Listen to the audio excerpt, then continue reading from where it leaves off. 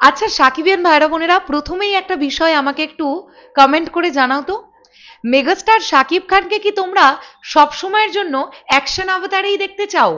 মানে সব ছবিতেই মেগাস্টার শাকিব খান ঢিসুম ঢিসুম করে মারামারি করবেন, এই ধরনের ছবিতেই কি তোমরা র্যান্ডামলি দেখতে চাও, নাকি একটু মাঝে মধ্যে গল্প নির্ভর ছবিতেও দেখতে চাও, যে ছবিতে চরিত্র কথা বলবে, চরিত্র হয়ে উঠবে সিনেমার প্রাণ, এই ধরনের গল্পেও তোমরা মেগাস্টারকে দেখতে চাও? এটা আগে কমেন্ট করে জানাও। এখন এই ভিডিওর বিষয়বস্তু আমাদের, যে মেগাস্টার শাকিব খান এটা ডিসাইড করেছেন সিনেমা হলগুলোকে বাঁচাতে বছরে 3টে করে সিনেমা তিনি করবেন। তার মানে আমরা ধরে নিলাম দুটো ঈদে আসবে দুটো ছবি, আর একটা ঈদ ছাড়া রিলিজ করবে। ঈদে তো মেগাস্টার শাকিব খানকে অ্যাকশন ওরিয়েন্টেড ফিল্মেই দর্শক দেখতে পছন্দ করেন, ঈদে অ্যাকশন ছাড়া কিছু চলবে না। ঈদে গল্পকেন্দ্রিক সিনেমা নিয়ে এলে মুশকিল, কারণ সেই সময়টাতে উৎসব মুখরিত পরিবেশে মানুষ সত্যি লার্জার দ্যান লাইফ কিছু দেখতেই পছন্দ করে, সেটা সিঙ্গেল স্ক্রিনের অডিয়েন্সই বলি বা সেটা মাল্টিপ্লেক্স বা সিনেপ্লেক্সের অডিয়েন্সই বলি। কিন্তু এই 2 ঈদ বাদে যে সিনেমাটা নিয়ে মেগাস্টার শাকিব খান আসবেন উৎসব বাদে, সেই সিনেমাটা হোক না একটু গল্পকেন্দ্রিক, একটু কন্টেন্ট ড্রিভেন, একটু চরিত্র কেন্দ্রিক। আমার মনে হয় ব্যাপারটা কিন্তু দারুণ হবে।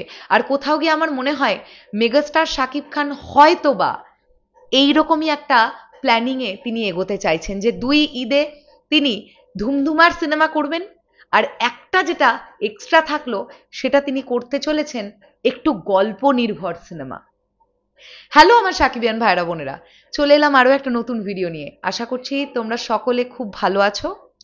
দেখো, আমরা রিসেন্টলি যদি সেভাবে দেখি, গল্প নির্ভর সিনেমা মানে যে সিনেমায় অ্যাকশন ছিল না সেভাবে বলতে গেলে আমরা কিন্তু রাজকুমারের কথা বলতে পারি, যেটা কন্টেন্ট ড্রিভেন একটা ফিল্ম ছিল, যেখানে অনেক কিছু বলবার চেষ্টা করেছিল গল্পটা।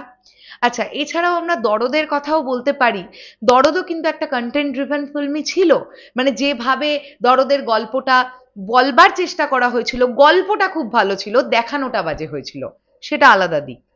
আচ্ছা, এছাড়া কন্টেন্ট ড্রিভেন ফিল্ম প্রিয়তমা কিছুটা ছিল, ডেফিনেটলি আমি বলবো না ছিল না, কিন্তু যদি তুফানের কথা বলি বা বরবাদের কথা বলি, এই সিনেমাগুলো কিন্তু লার্জার দ্যান লাইফ ছবি ছিল। হ্যাঁ, তার মধ্যেও স্ট্রং গল্প ছিল ডেফিনেটলি, কিন্তু তার সঙ্গে সঙ্গে এক্সিকিউশন লেভেলও ছিল হাই অকটেন।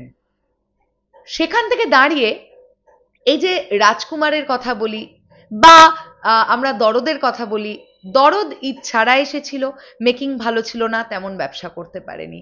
আর রাজকুমার এসেছিল ঈদে, কিন্তু ঈদে তো মানুষ এ ধরনের সিনেমা চায় না, তাই তুলনামূলকভাবে রাজকুমার প্রিয়তমার মতন ব্যবসা করতে পারেনি। এবার তোমাদের মনে হতে পারে আমি কেন প্রিয়তমার প্রসঙ্গটা টানলাম, কারণ প্রোডাকশন হাউস এবং ডিরেক্টর দুজনেই সেম ছিলেন। আমার কোথাও গিয়ে মনে হয় সোলজার একটা এমন সিনেমা হতে যাচ্ছে, এবং এটা শাকিব ফাহাদ নিজেও বলছেন যে এটা একটা গল্প নির্ভর ছবি হতে যাচ্ছে। মানে অযথা এই সিনেমার মধ্যে ভরিয়ে ভরিয়ে অ্যাকশন হয়তোবা রাখা হবে না, গল্পের প্রয়োজনে যতটা দরকার ততটাই অ্যাকশন থাকবে, গল্পের প্রয়োজনে যতটা রোম্যান্স দরকার ততটাই থাকবে, গল্পের প্রয়োজনে যতটুকু নাচ গান দরকার ততটুকুনিই থাকবে। কিন্তু এই সিনেমার জান কিন্তু এই সিনেমার গল্পটা এবং মেগাস্টার শাকিব খানের চরিত্রটা। তো আমি কিন্তু একজন মেগাস্টার শাকিব খানের শুভাকাঙ্ক্ষী হিসেবে ব্যাপারটাকে খুব এনজয় করব, কারণ একজন মেগাস্টার যদি র্যান্ডামলি লার্জার দ্যান লাইফ ছবি করতে থাকেন, সব ছবিতেই ঢিসুম ঢাসুম করে মারামারি করছেন, কোথাও গিয়ে সেটা কিন্তু একটা মোনোটোনাস ব্যাপার হয়ে যায়। বছরে 2টো ছবি লার্জার দ্যান লাইফ হলো, 10 কোটি 12 কোটি 13 কোটির ছবি, আর একটা ছবি হোক না 5 কোটি 6 কোটি 6.5 কোটি বা 7 কোটি, সেটা হোক গল্প নির্ভর ছবি, ব্যাপারটা কিন্তু ভালো হবে। তোমাদের কি বক্তব্য? তোমরাও কি আমার সঙ্গে একমত? সেটা কমেন্ট করে জানিও।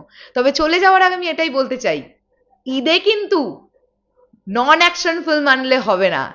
ঈদে মেগাস্টার শাকিব খানকে সবাই ওই আউট অফ দ্য সিলেবাস দেখতেই পছন্দ করছে, মানে অ্যাকশনের চূড়ান্ত লেভেলের সোয়াগ একটা ক্যারেক্টার, এবং লার্জার দ্যান লাইফ ছবি, মানে যা বাস্তবে আমরা ঘটতেই দেখতে পাবো না হয়তো কখনো, সেগুলোও আমরা ঘটতে দেখতে পাচ্ছি বড় পর্দায়, এই ধরনের ছবি, যেগুলো পয়সা উসুল হওয়া সিনেমা।